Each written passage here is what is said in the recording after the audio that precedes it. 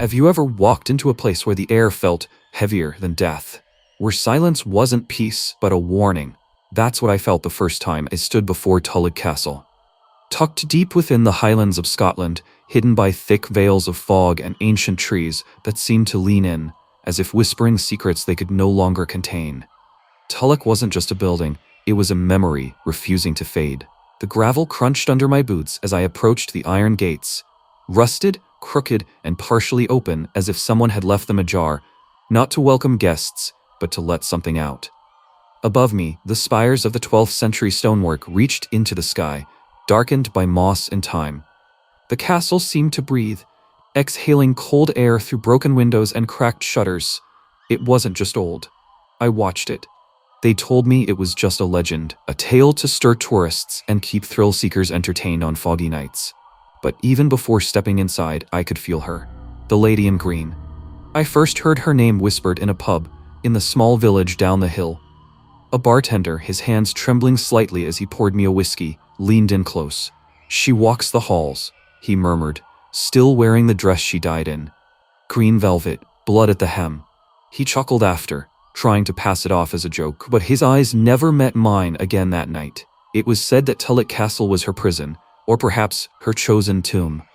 People spoke of a woman who had fallen, been pushed down the stone staircase inside the castle, her name long erased from history books, but her sorrow engraved in the walls. And when I walked through the castle doors for the first time, I knew the story wasn't just a tale. The temperature dropped, drastically. I stood still in the grand foyer. High ceilings loomed above, wooden beams groaning under the weight of centuries. Dust danced in the pale shaft of light, cutting through a stained glass window. It should have been beautiful, but instead it felt like I had stepped into the lungs of a sleeping beast. To my left, a long hallway stretched into shadow. The kind of hallway that seemed to grow longer the more you stared. My breath caught. The camera crew behind me laughed nervously. "Well, this is atmospheric," someone joked, but I couldn't laugh. My fingers had already gone numb. There were portraits on the walls, faces of stern men and women whose eyes followed you even after you looked away. Among them, one painting had been covered with a black cloth. An old tradition, I assumed, or maybe an attempt to silence whatever stared back. Then I heard it. A whisper. It wasn't clear, it wasn't loud, but it wasn't in my head. It was real. It came from the staircase.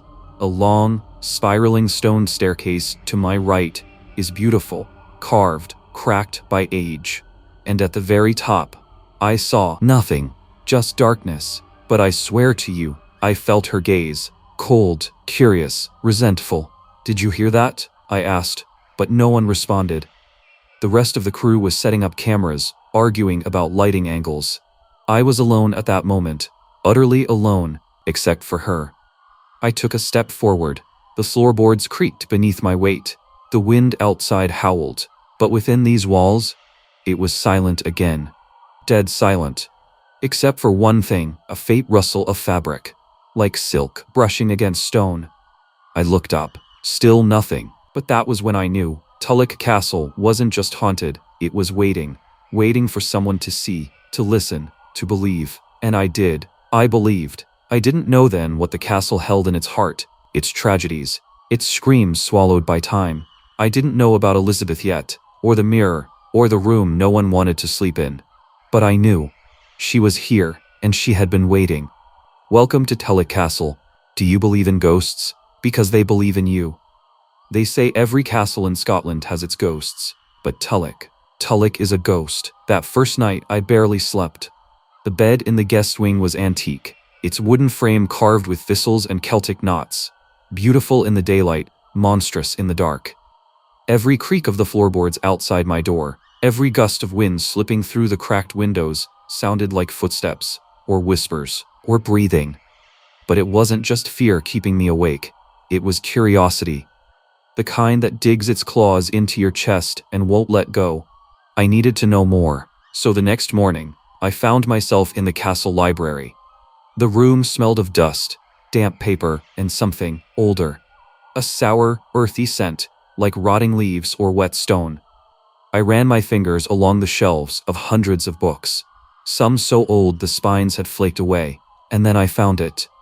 A leather-bound journal, brittle with age, the ink faded but legible, a diary, or perhaps a confession. The cover bore no title.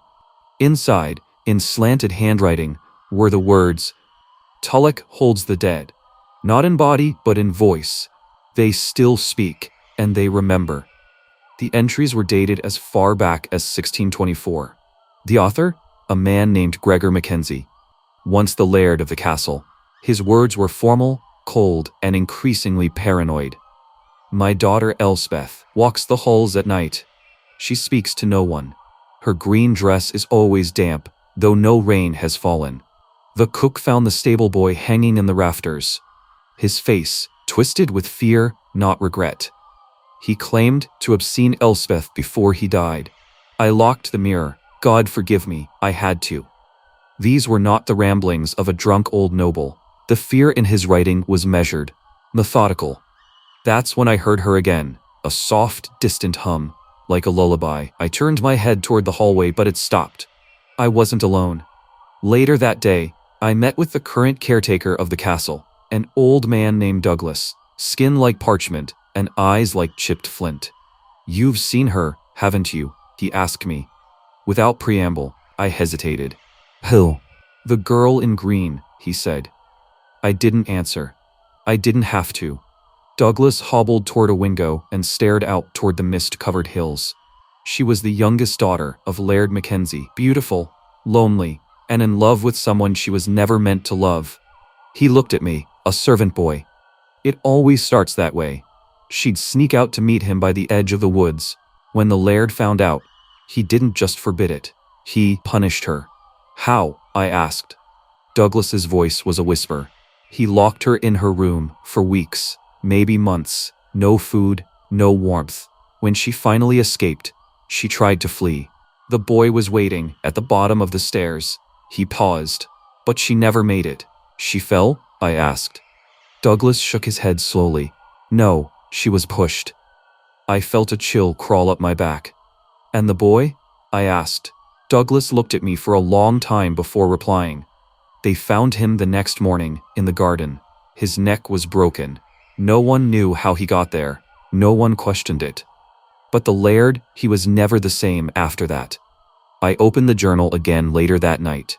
The last entry was dated November 7th, 1631. "She knocks now. Always 3 times, always at midnight. I will not open the door. I dare not look in the mirror. Her eyes, they are not hers anymore." That night, I stayed up. I waited. Midnight came, and with it, 3 soft knocks. Not loud, not angry, just certain. Knock, knock, knock. I didn't breathe. I didn't move. I didn't blink. When I finally opened the door, the hallway was empty, but the air smelled faintly of damp velvet. And down the hall, just for a second, I thought I saw a flicker of green vanish into the darkness. I still remember the day when Cameron, a young boy from a nearby village, brought that old camera to Tulloch Castle. It was back in 2012, and like many visitors, Cameron was curious about the stories he'd heard, the whispers of the Green Lady haunting the halls. He was eager to capture something unusual, something that might prove the legends were more than just tales. He took his camera and wandered through the dimly lit corridors, focusing on the staircase where the Green Lady was said to appear. The air there always felt colder, heavier, as if the walls themselves were holding their breath. Cameron told me later that he felt watched, but couldn't see anyone. "I just thought it was a good spot to take pictures," he said, his voice still trembling slightly when he recounted it. "I wasn't scared at first, but the feeling was definitely there." When Cameron developed the photos, one in particular sent a shiver down everyone's spine. It was a seemingly ordinary shot of the old wooden staircase bathed in soft morning light, but if you looked closely, you could see a faint figure standing just beyond the banister. A woman draped in a flowing green dress, her face blurred but unmistakably present. "That's impossible," some said. There was no one there. But the image spoke louder than words. I remember holding the photo myself.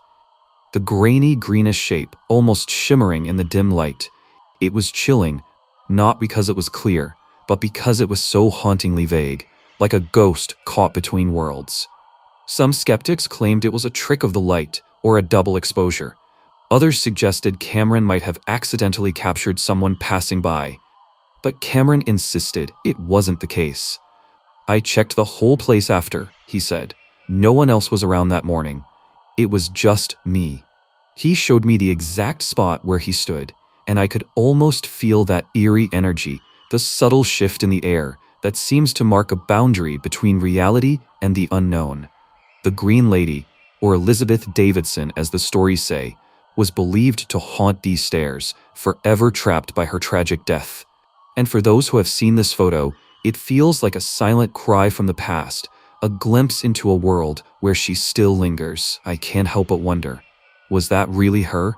Or was it something else entirely? Something we're not meant to understand. Whatever the truth is, that photo became a center of attention. It fueled countless late-night discussions and paranormal investigations. People came from far and wide, hoping to catch their own glimpse of the Green Lady. One investigator told me, "That photo is one of the most convincing pieces of evidence we've ever seen." But even with all the technology and skepticism, the mystery only deepened. Looking back, the photo reminds me that some things resist explanation. They live in the shadows, waiting to be seen, but never fully revealed. And for Cameron, that moment was unforgettable. The day his camera captured what words could never describe. The day the Green Lady whispered through the lens, inviting us to question what's real and what's beyond. After seeing that haunting photo of Cameron's, the vague figure standing silently on the staircase, I couldn't shake the feeling that the castle was alive in ways I didn't fully understand. The Green Lady wasn't just a story anymore. She was real, in some shape or form. A few days later, I met a guest who had spent a night at Tulloch Castle in what's known locally as Room Number 8. A room infamous among visitors and staff alike. "You know that room?" she asked me quietly. "Most people don't even want to book it." Curious, I pressed for more. She lowered her voice and leaned in, as if afraid the walls themselves might listen. "The first thing you notice is the cold. It's not the usual chill from the old stone or the drafty windows. It's deeper. Like the air itself has weight." She told me how soon after settling in, strange things began to happen. Heavy footsteps echoed down the hallway, but when she looked, no one was there. The shadows seemed to flicker unnaturally, twisting and stretching in ways that made her skin crawl. But the worst was inside the room itself. "I felt it before I even lay down," she said. "Like something was watching me from the corner." As she tried to sleep, that uneasy feeling grew. Then, suddenly, it was like a pressure on my chest. I couldn't breathe properly. My heart was racing, but no one was there. She described the sensation as if an invisible weight was pressing down on her, making her feel pinned to the bed. Her eyes darted around, but the darkness revealed nothing. I whispered, "Who's there?" but only silence answered. She recounted how the room's temperature dropped suddenly, her breath visible in the cold air, while faint whispers seemed to float just beyond hearing. "I swear I heard a voice," she said, her voice trembling. Soft, almost like a sigh, or a whisper of regret. Her story made me think back to Cameron's photo. Was that shadow on the stairs connected to this restless presence? Could the Green Lady still roam the halls, reaching out to the living in subtle, terrifying ways? I asked if anyone else had experienced similar things in Room 8. She nodded slowly. "Not just me. Staff say no one wants to clean there alone after dark."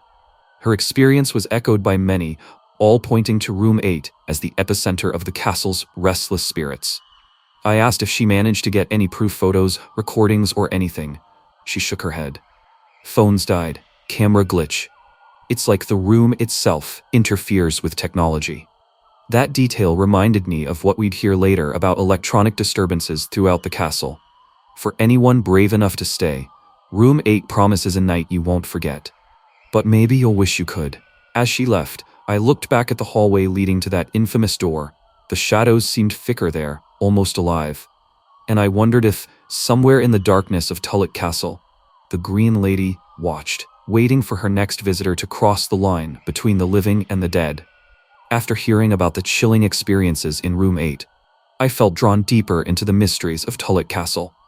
The presence there seemed restless, but I soon learned that the supernatural activity was not confined to just one room. One of the most talked about objects inside the castle was an old ornate mirror hanging in the long corridor just outside Room 8. I was told it was no ordinary mirror. It was said to reflect more than just the present moment.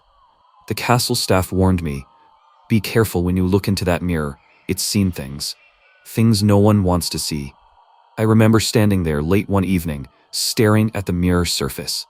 At first, I saw only my own reflection, a tired face, eyes wide from too many sleepless nights. But then, the air around me seemed to grow heavier, colder. The mirror's glass rippled slightly, like water disturbed by a breeze. I blinked, and suddenly, a shadowy figure appeared behind me in the reflection. I turned quickly, but there was nothing there. The corridor was empty, silent, except for the soft creaks of the old floorboards. I stepped back and looked at the mirror again. The figure was gone. Or was it? Later, I met a member of the castle's staff, a woman who had worked there for years. She spoke of the mirror with a mix of fear and fascination. "I've seen it," she whispered. "A shadow that isn't mine. Sometimes it looks like a woman, dressed in green." Her voice faltered as she described how she had caught the figure in the mirror more than once. "It's like the mirror holds a memory of the Green Lady." She told me about times when the mirror seemed to trap the light, growing darker, almost as if it was swallowing reflections whole. Once, I saw my own face flicker, replaced for a moment by a pale, sorrowful woman staring back. I asked if the staff ever tried to remove or cover the mirror. She shook her head. "It's been here for centuries. No one dares to move it. Sometimes I think the castle itself won't let it go." Her story connected perfectly with what I'd heard about Room 8. The cold spots, the whispers, the invisible weight on the chest. All signs pointed to a spirit lingering, tied deeply to this mirror and the castle's past. That night, as I lay in my own room, I kept thinking about that mirror. What secrets could it hold? What pain was trapped behind the glass, reflecting into the present? The Green Lady wasn't just a ghost. She was a presence that haunted the very fabric of Tulloch Castle, reflected in every shadow, every flicker of light, every cold breath in the dark. And that mirror? It was her window to the world of the living. After my eerie encounter with the haunted mirror in the corridor, I felt drawn to explore more of Tulloch Castle's secrets. One place kept coming up in whispered conversations and guest stories: the castle's bar, affectionately known as the Green Lady Bar. It was said to be the heart of many strange happenings, where the spirit of the Green Lady made her presence felt most strongly. The bar was tucked into a cozy corner of the castle, dimly lit by antique lamps that cast long shadows on the worn wooden shelves. Bottles of old scotch and whiskey lined the racks, some dusty, untouched for decades. It had an old-world charm, but also a chill that seemed to linger beneath the surface.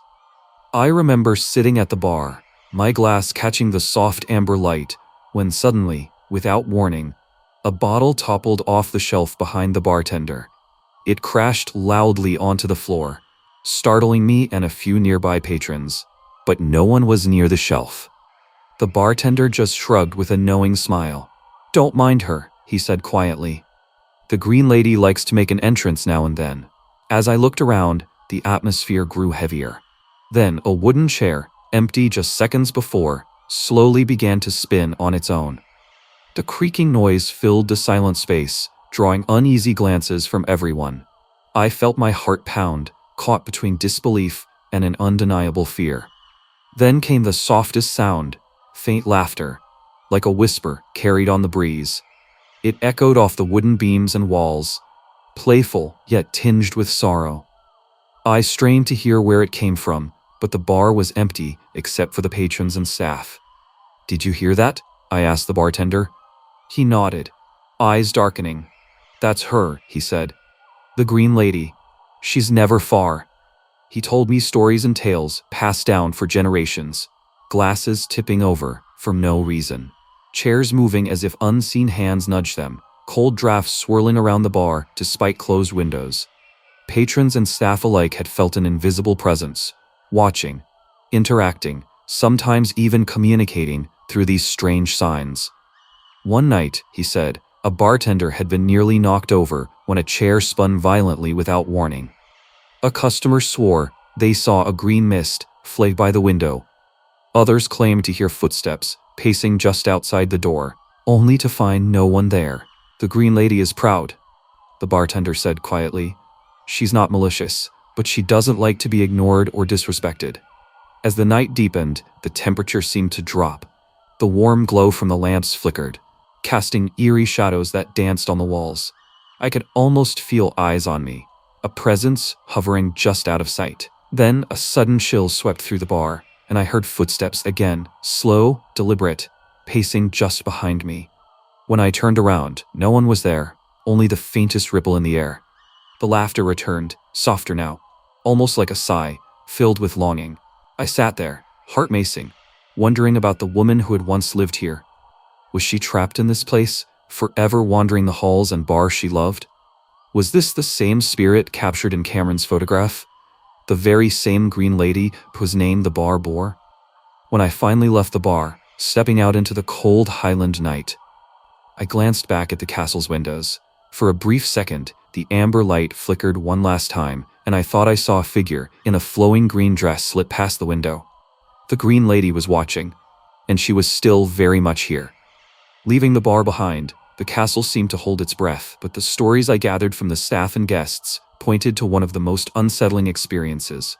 Those strange voices and cries that echo through the halls and the underground dungeons, especially late at night. Several guests told me about hearing whispers that seemed to call their names when the castle was silent. Not distant echoes, but clear, personal calls. Voices so close that they made the hairs on the back of the neck stand up. One night, a family staying in the castle's guest wing awoke to soft sobbing coming from the hallway outside their room. When they stepped out to investigate, the corridor was empty, but the crying continued, fading into a faint whisper. "It was like someone was right there with us, asking for help," the mother said, her voice trembling. Others spoke of children's laughter echoing from the dungeon below, where no children had been seen for centuries. The laughter often turned to cries or desperate pleas, as if trapped souls were reliving moments of pain or fear. Walking those dark halls myself, I could almost hear the faintest murmurs, voices overlapping, calling out, begging, or sometimes just whispering secrets, lost to time. The guides say it's the restless spirits of those who died too young, or those who met tragic ends within these stone walls. The Green Lady's tragic story seems to intertwine with theirs, a chorus of voices from the past, never fully at peace. One staff member confided in me, "Sometimes, late at night, I hear my name called from the shadows. I turn, but there's no one there. It's unnerving, and yet somehow, I feel it's not meant to scare me, but to warn or to remind." The castle doesn't just hold memories, it holds echoes of lives long gone, trapped in a loop between worlds. As I stood in the cold hallway, the silence was suddenly broken by a soft but clear whisper. My name. I froze. Was it my imagination? Or was the Green Lady herself reaching out through the veil, pulling me deeper into her story? In Tulloch Castle, the darkness speaks, and sometimes, if you listen closely, you might just hear the call too. After hearing about those haunting voices in the darkness, I knew the next step was to dive into the eerie phenomenon captured on camera and audio devices at Tulloch Castle. Paranormal investigators and documentary crews have long been drawn here, trying to capture tangible proof of the supernatural presence rumored to linger within these ancient walls. I met with a small team of filmmakers who spent several nights inside the castle, hoping to document the inexplicable events for their project. Their stories were chilling. Time and again, their cameras would mysteriously malfunction.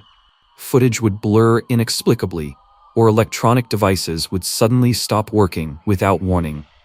During our first night, one of them told me, the camera we set up to record in the main hallway suddenly produced footage so distorted that faces and shapes looked warped, as if seen through a funhouse mirror. But the strangest part was the audio. They played me a recording from one of their sessions, a low, guttural sound, almost like a whisper. But layered beneath it was a choking noise, like someone struggling for air. As the recording played, I could feel a chill run down my spine. It was difficult to explain logically. The sounds were far too irregular to be anything natural. It wasn't just white noise or equipment glitch. There was something deeply unsettling in those distorted cries. One evening, while the crew was filming in the cellar, their audio recorder began to pick up a strange frequency.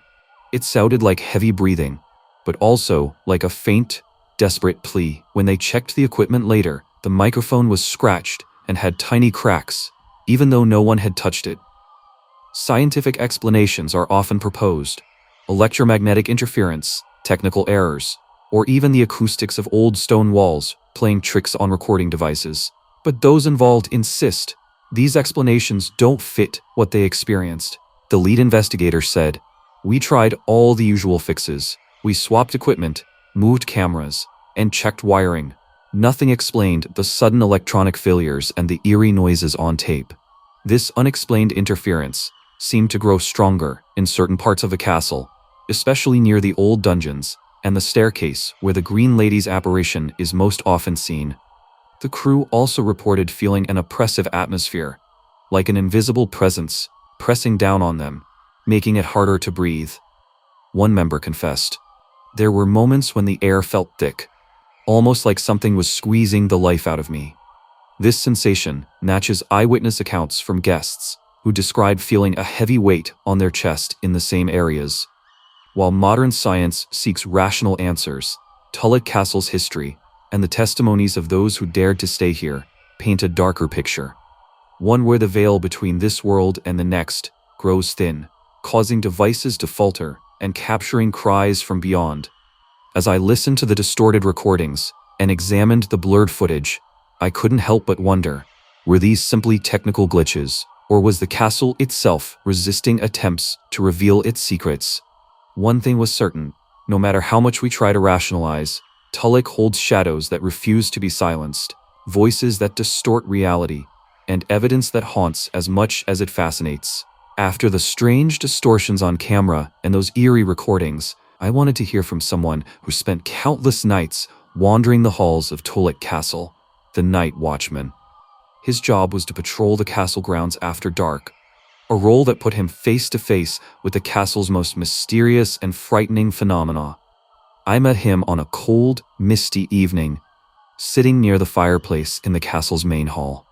His eyes were weary but sharp as he began to recount the night that changed everything for him. "It was just past midnight," he said, his voice low and steady.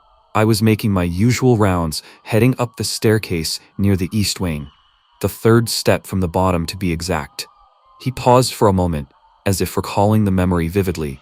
Then he continued, "That's when I saw the Green Lady, standing there, silent on the landing." He described her as a figure clothed in a flowing green dress, her presence almost glowing in the dim light. Her eyes, he said, were like embers glowing faintly, filled with sorrow and anger. "I froze," he admitted. "The air around me grew colder, and I could hear my own heartbeat pounding in my ears. She didn't move, just stared right at me, and then," he paused, swallowing hard, "she vanished." The Night Watchman's experience didn't end there. Over the following nights, he would hear footsteps echoing in empty corridors, whispers calling his name in the dead of night, and sometimes the unmistakable creak of the staircase, as if someone was ascending, only to find no one there.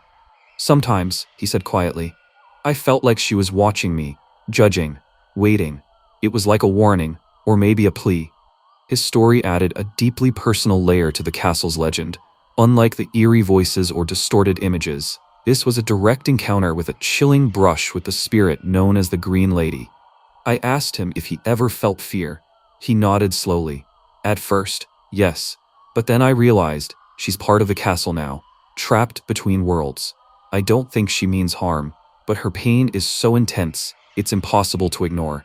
As he finished, the castle's silence seemed to press in on us. The flickering light cast shadows that danced on the stone walls, and for a moment, it felt as though the Green Lady herself was just out of sight, waiting silently on the stairs. As the night deepens and the shadows lengthen through the ancient walls of Tulloch Castle, it becomes clear that this place holds memories that refuse to die. Stories of the Green Lady and the unexplained events that ripple through these halls remind us that history is not just in books, it's alive here, in every creak, every whisper, every shadow. We may never fully understand what binds her spirit to this castle, nor why the echoes of past tragedies persist so vividly. Is it regret? Is it unfinished business? Or is it something far older and more mysterious, a connection to a world beyond our own? No matter how much evidence we gather, or how many eyewitness accounts we hear, the truth remains elusive. Some say the castle is cursed. Others believe it is simply a guardian of secrets best left undisturbed. But here's the thing. Whether you believe in ghosts or not, the stories of Tulloch Castle force us to face something deeper. They remind us that history is not always neat or clean, and sometimes the past speaks in ways that chill us to the bone. And so, I leave you with this question. If you ever find yourself wandering the Highlands of Scotland, would you dare to spend a night in room number 8? Would you be willing to listen to the whispers, to feel the gaze of the Green Lady on your soul?